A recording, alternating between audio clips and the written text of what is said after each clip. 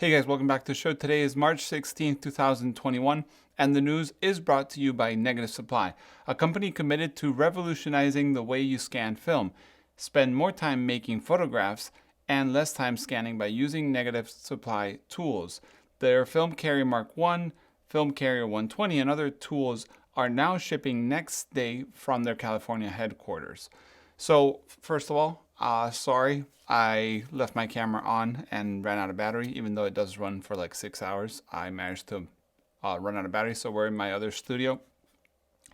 But yeah, let's get into the news. Also, short and sweet news this week. So, LomoGraflok is shipping in April 2021. Roger, one of the people that sends emails every now and then, thank you, Roger, let me know that for those early adopters of the LomoGraflok, it will be shipping in April 2021. As you know, LomoGraflok is basically lomography's solution to shoot Instax wide film on 4x5 cameras that have Graflok backs. So do remember, you need a spacer, so the focal, basically, the focusing plane changes. So they come with a spacer that's like 19 millimeters, something like that. So it's a little uncomfortable to use. It's not so fast as maybe the old school like Polaroid 545 or the 445. I'm getting it wrong. You know which one, the Fuji one that did the peel apart.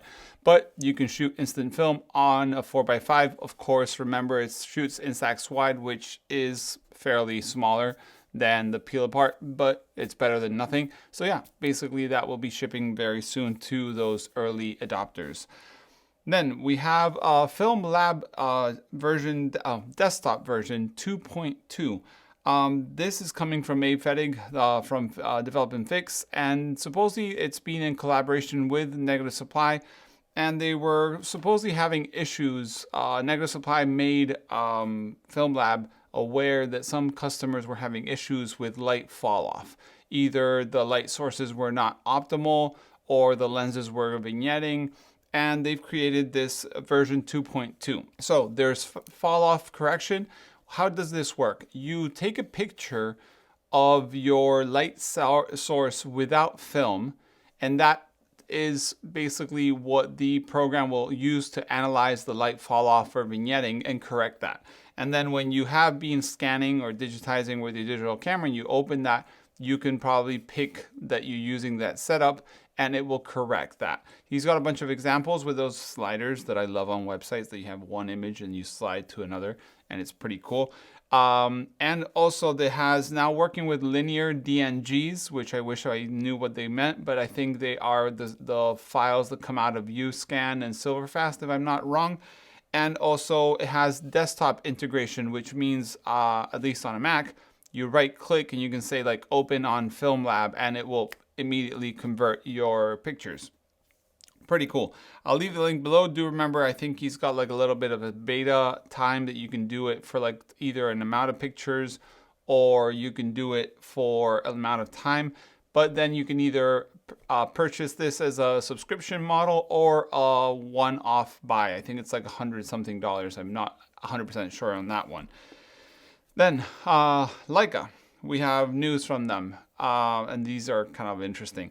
Leica raises prices on April 1st. And no, it's not an April Fool's Day kind of prank, but it only in the USA. It looks like Leica knows that everybody in the USA got a stimulus check for $1,400. And before you basically cash it in, the prices will go up. I actually went ahead and checked if there was any items that were Leica made for $1,400 for those North American fellows. And it seems like they don't really make anything, no lenses, no cameras, maybe some of those point and shooty ones that are, made kind of in partnership with Panasonic. But yeah, $1,400 won't get you much, and there's a raise in price. So hopefully it won't be too high. We've seen a couple of raises in the US already. First, it was the tariffs, and that's why they had the Portugal versions of the lenses. And let's hope this is just the normal, cost of living yearly and whatnot. Then we have an update from Valoi. They basically are sharing almost the finished product. It looks like they have the masks, which are not exactly the material they wanted. They're going to go for a second option, which I don't know if they showed in the pictures, but they look pretty good. But they're going to solve a little bit of like flatness issues, which of course, when you're doing injection mold, plastic sometimes warps one way and another way. For example, Pixelator had that issue with the first version. And then they also have the Pro Mount thingy, which basically has the wheels. It's the almost final version 2. Looks very good. And shipping was supposed to be April, but I think they might be pushing to May, but still good news. Then we have also an update from Ukua film cases. These are made in Mexico. It looks like things are going well. They show like a little bit of CNC machining of the cases and whatnot. And I'm very excited for that. I actually backed that one and I can't wait to see the cases. Then we have Bounet 4x5 reels and Extractor. So Bounet Photography has been making 3D printed gizmos for darkroom and photography.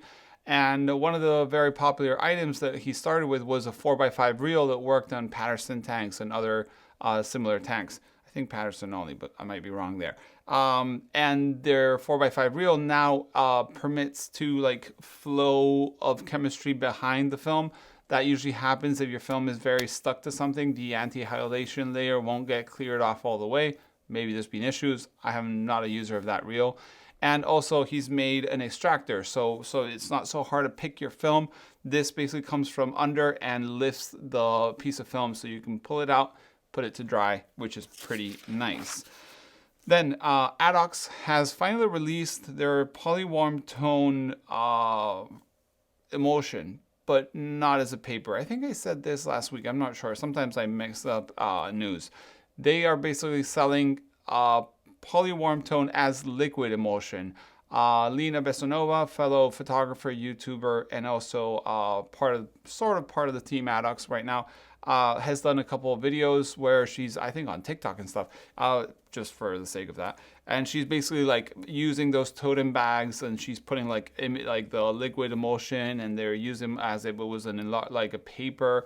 And then you, I guess, develop it and fix it, and you wash it, and then you have like a totem bag with your picture, which is pretty cool.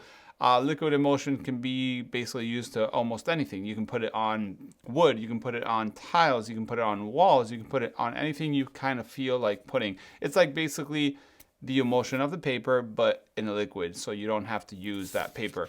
Addox has been having some issues with paper supply, so it makes sense that their Polywarmtone paper doesn't have a paper support anymore, so they're coming out as a liquid emulsion first, and it looks like they're selling out very fast. They're actually mixing the second batch already. So yeah, that's the news this week. As I mentioned, not very long news this week. I'm sorry that we're in this setup. I know some people like the tie, but it ran out of battery, so I had to come to my second studio, which I'm plugged to the wall. So yeah, guys, thanks for watching. As always, remember you can send an email to the email below. See you next week. Bye.